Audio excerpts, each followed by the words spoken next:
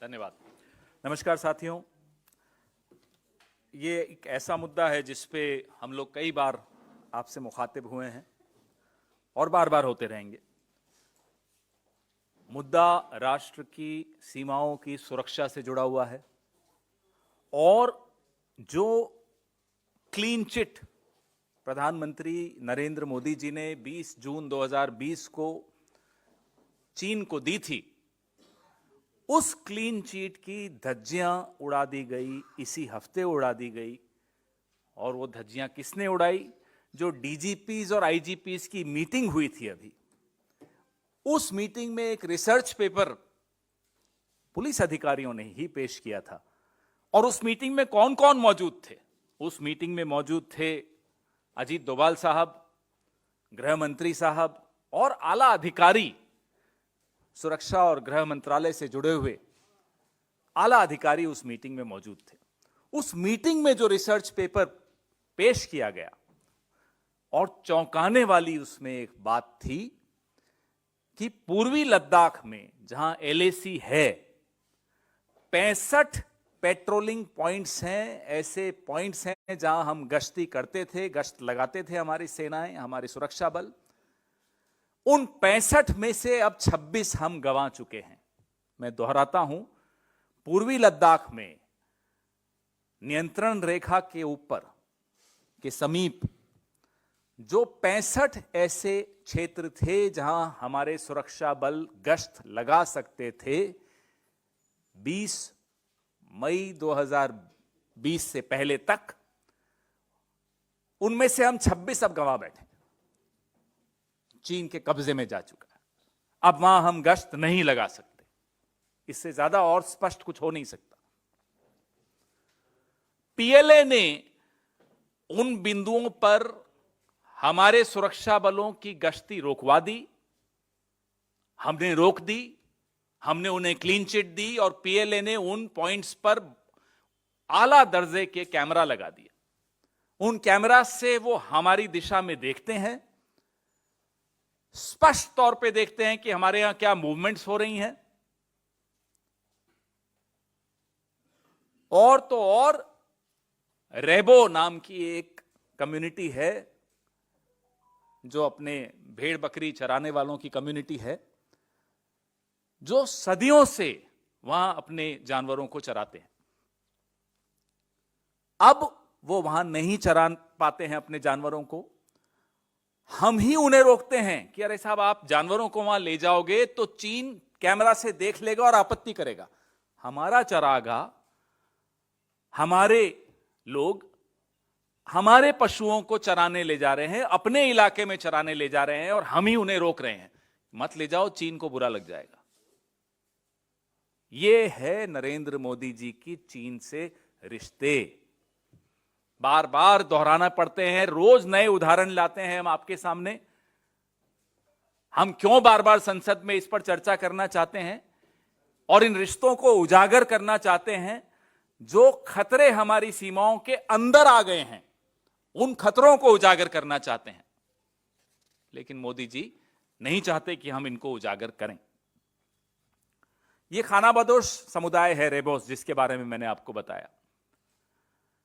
अब क्योंकि स्थानीय समुदाय है, तो जो सुरक्षा बल हैं, जब उन्हें रोकते हैं कि साहब चरागाह नहीं है, यहां मत लाइए इनको जानवरों को, तो सुरक्षा बलों से उनके रिश्ते खराब होते हैं। तो उस रिपोर्ट में कहा गया है कि सुरक्षा बल अब सिविलियन कपड़ों में जाकर वहां रोकते हैं उन्हें कि यहां मत आइए, क्योंकि चीन को पता चल जाएगा। क्या पता चल जाएगा? कि मैं अपने ही घर में अपने ही पशुओं को घास चरने नहीं दे पाऊंगा, क्योंकि पड़ोसी को बुरा लग जाएगा। ये क्या रिश्ता है आपका इस पड़ोसी से? तो पीएलए की आपत्ति से हम इतने घबरा जाएं, हमारी सरकार इतनी घबरा जाए, अपने ही चरागाहों को पर नहीं जाने दें और नए नए बफर जोन्स बनाते चले जाएं। जब डीएस्केलेशन का दौर होता है, जब सैन्य स्तर की वार्ताएं चल रही होती हैं, तो डी एस्केलेशन का एक दिशा में कुछ कदम उठाए जाते हैं। उस दौरान नए बफर जोन्स बन जाते हैं। बफर जोन का क्या अर्थ हुआ कि यहां तक मैं जा सकता था, अब बफर जोन बन गया है, अब मैं यहां तक नहीं जा सकता, मैं यहीं हूं, और यहां चीन आ गया। तो एक एक इंच करके चीन घुसता चला जा रहा है। हम आंख मूंदते चले जा रहे हैं। हम जिसको अंग्रेजी में कहते हैं डिनाइबिलिटी, हम डिनाई करते चले जा रहे हैं। नहीं साहब, आ ही नहीं रहा चीन। तो हमारे सवाल हैं, फिर से दोहरा रहे हैं, नए सवाल हैं, नए तथ्य सामने आए हैं, इसलिए नए सवाल हैं कि मिलिट्री टॉक्स के 17 राउंड हो गए हैं। उसके बाद 3 साल बाद भी हमने यथास्थिति बहाल क्यों नहीं की? Why have we failed in restoring status quo ante as on 20th May 2020, despite 17 rounds of military level talks with China? Number 2, DGP स्तर के पेपर में अति संवेदनशील मुद्दे उजागर हुए हैं। क्या मोदी सरकार देश को बताएगी कि भारत के आधिकारिक भूभाग में चीन कितना अंदर तक आ चुका है और हमने क्यों चीन के हवाले कर दिया वो आधिकारिक भूभाग हमारा? क्या देश को बताया जाएगा? किसी स्तर पे बताइए। संसद में चर्चा की हम मांग कर रहे हैं, फिर से दोहरा रहे हैं, सत्र शुरू होने वाला है। क्या मोदी सरकार इस अवैध कब्जे पर चर्चा होने देगी इस बार संसद में? और इससे क्या होगा? मोदी सरकार के हाथ मजबूत होंगे जब विपक्ष और सरकार एक जुबान में चीन को आंखें दिखाएगा, एक जुबान में सवाल पूछेगा चीन से, दबाव चीन पर पड़ेगा। क्यों नहीं चाहते मोदी सरकार कि चीन पर दबाव पड़े? क्या मजबूरी है? आपकी क्या दोस्ती है चीन से? आप 17 बार मिलते हैं, मिलिए। आप झूला झूलते हैं, झूलिए।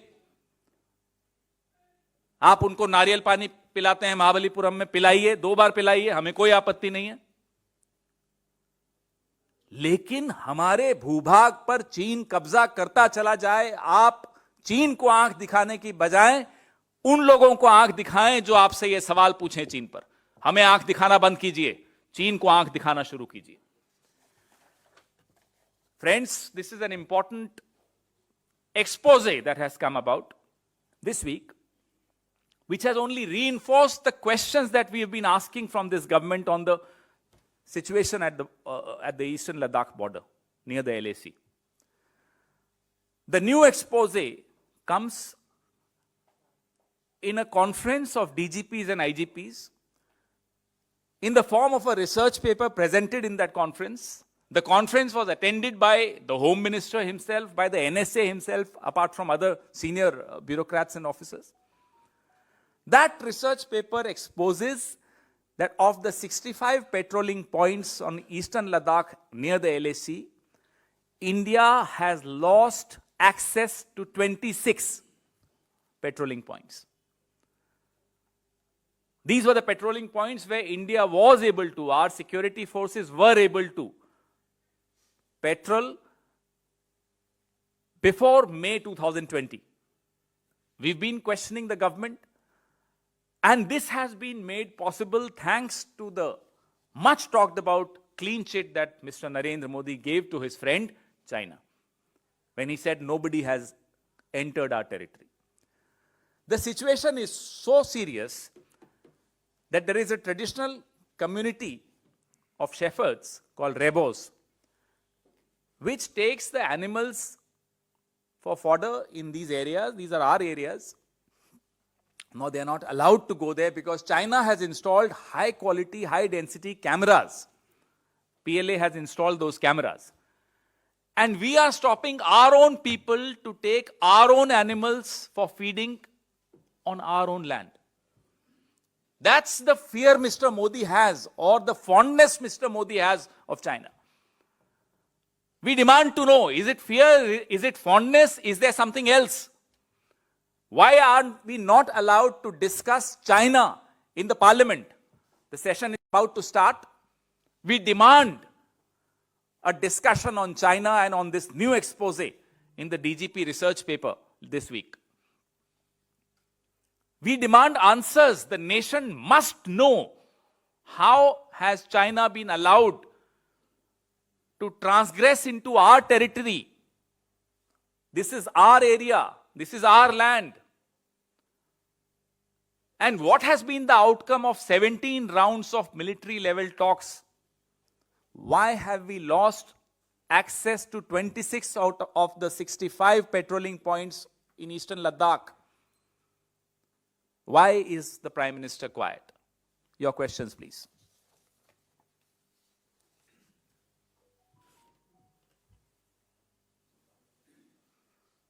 जी,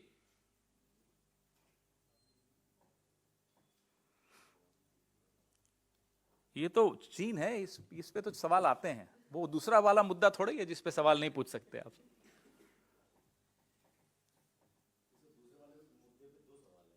पहले वाले पे मुद्दे पर तो पहला मुद्दा कौन सा? चीन है ना। तो चलिए चीन पे पूछिए।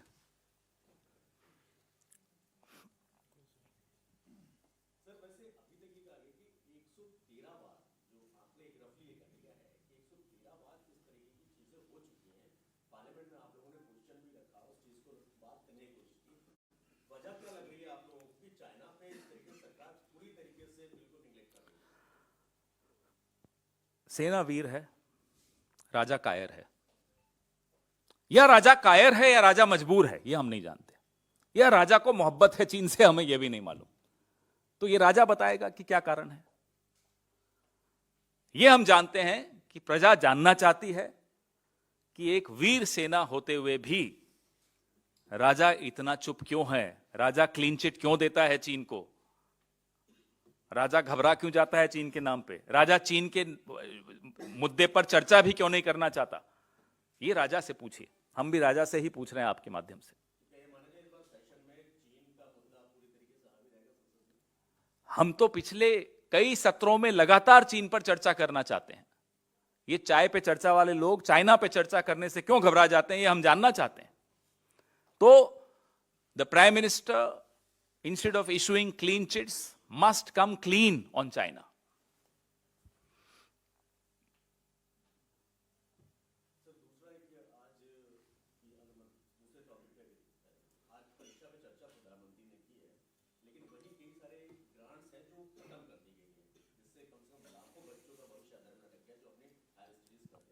उन्हें बोलने का शौक है, भले लोगों को सुनने का शौक हो या नहीं, उनको बोलने दीजिए।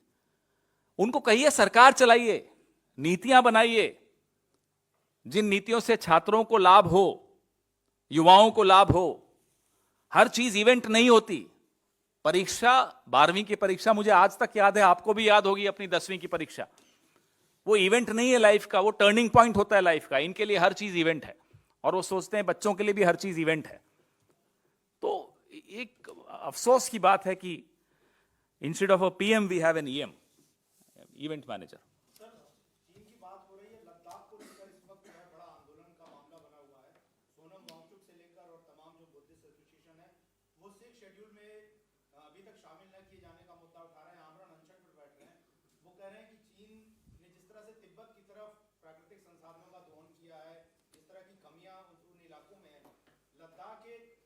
देशभक्त जगह होने के बावजूद और चुनावी वादे के बावजूद बीजेपी ने अपना वादा पूरा नहीं किया शेड्यूल का। देखिए, बहुत ही उनकी इस मांग पर हम उनके साथ हैं ही। इसके साथ साथ एक बहुत बड़ा खतरा आपने मुझे याद दिला दिया और मंडरा रहा है, जिस पर सरकार नहीं चाहती कि हम ध्यान दें। जो एक हाईवे आ रहा है, आप लोग बड़ा ध्यान से सुनिएगा, G695 नाम का हाईवे। इसकी अलाइनमेंट भारत के लिए कितना बड़ा खतरा हो रही है। भारत के क्षेत्र के अंदर घुसकर यह हाईवे निकलेगा, तिब्बत को चीन के एक और भूभाग से जोड़ेगा। लद्दाख जिन खतरों का सामना करने वाला है, यह देश जिन खतरों का सामना इस हाईवे की वजह से करने वाला है। हम सरकार से यह भी जानना चाहते हैं, इस प्रेस वार्ता के माध्यम से भी और आगे कई अन्य मंचों से भी जानना चाहेंगे कि क्या इस हाईवे की अलाइनमेंट को लेकर किसी भी स्तर पर चीन से हमने कोई जवाब तलब किया या नहीं किया? अगर किया है तो देश के साथ साझा किया जाए यह जानकारी भी कि इस हाईवे को लेकर भारत ने चीन से किस स्तर पर क्या सवाल पूछे हैं. The alignment of this highway which I just mentioned, G695, is an important, for the security of our country, a very important turning point in the relationship between India and China.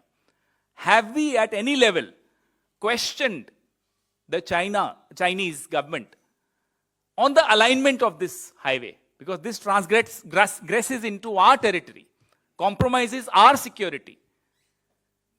And if they have raised this issue, at what level has this issue been raised? Is the government of India satisfied with the response of the Chinese?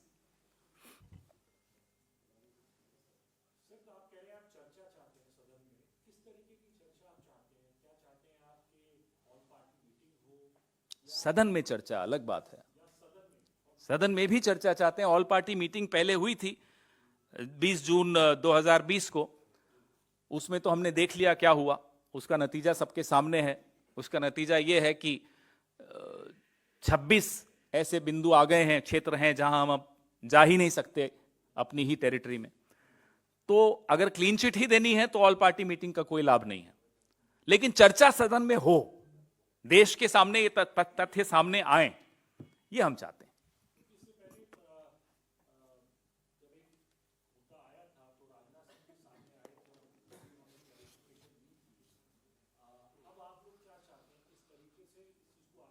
पूरी चर्चा हो, हम भी अपनी बातें उठाएं.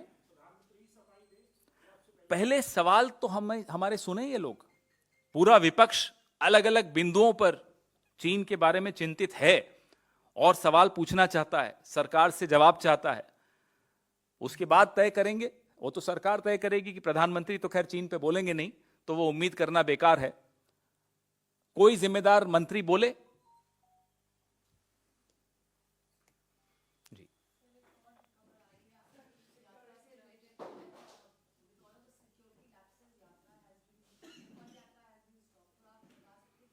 we are also waiting for the details. The moment we get these details, of course, they'll be shared with you. We've also just heard, during the press conference, I heard about this. I read the message on my mobile, but it's a very limited message, so I really don't know the details yet. Moment we hear those details, we'll definitely share the details with them.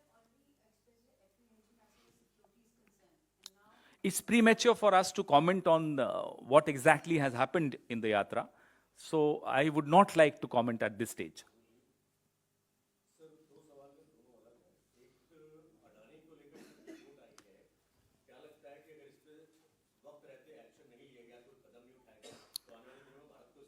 आज हमारे महासचिव, प्रभारी महासचिव जयराम रमेश जी ने एक statement इस पे जारी किया है. उम्मीद है आपके पास आ गया होगा. इस पे विस्तृत चर्चा फिर और जरूर करते रहेंगे. ये तो शुरुआत है.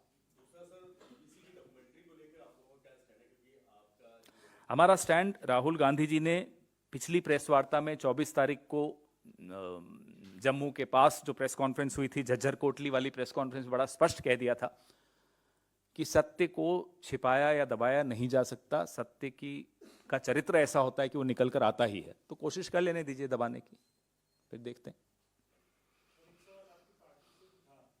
तो सारा सवाल तो पार्टी से ही कर रहे हो आप.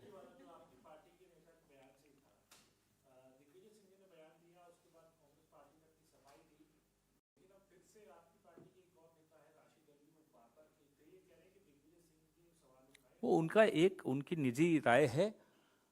जो पार्टी का स्टैंड है वो स्पष्ट उसी प्रेस वार्ता में, झज्जर कोटली वाली प्रेस वार्ता में श्री राहुल गांधी ने इस पूरी बात पर पूर्ण विराम लगा दिया था. वही सवाल है. क्या राशिद अल्वी कांग्रेस पार्टी में नहीं है? अगर है तो राहुल गांधी के कहने के बाद ये सबूत नहीं चाहिए. उनको सबूत क्यों चाहिए? और अगर उनको सबूत चाहिए और पार्टी में है तो उनके खिलाफ अनुशासनात्मक कार्रवाई न होना क्या? मैं जहां तक समझा हूं अरुण जी, मैं जहां तक समझा हूं, जो मैंने थोड़ा बहुत देखा आज यहां आने से पहले, उनके सवाल की प्रकृति अलग थी. उनके सवाल आरडीएक्स क्यों पहुंचा और उन तथ्यों पर थे, वो अलग बात हो जाती है. सेना के शौर्य पर का प्रमाण कोई नहीं मांग सकता, ना हम मांग रहे हैं. इस बात पर पूर्ण विराम राहुल गांधी लगा चुके हैं.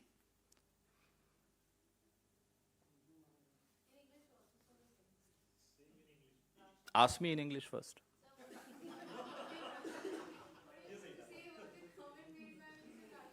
I haven't gone into the details of the comment, but as far as seeking proof of the bravery of our soldiers is concerned, I think Mr. Rahul Gandhi has put a full stop on this futile debate, irrelevant debate, absolutely clearly on 24th of this month at the Jhajjar Kotli press conference.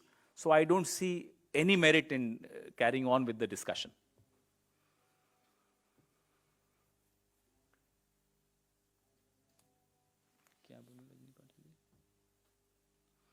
तो आपने मुझसे पूछा था about the security aspect of our Bharat Jodo Yatra in Kashmir. So you must have seen Rajni Patil ji's tweet, our in charge's tweet, that the JNK UT administration has failed to provide security to Bharat Jodo Yatra.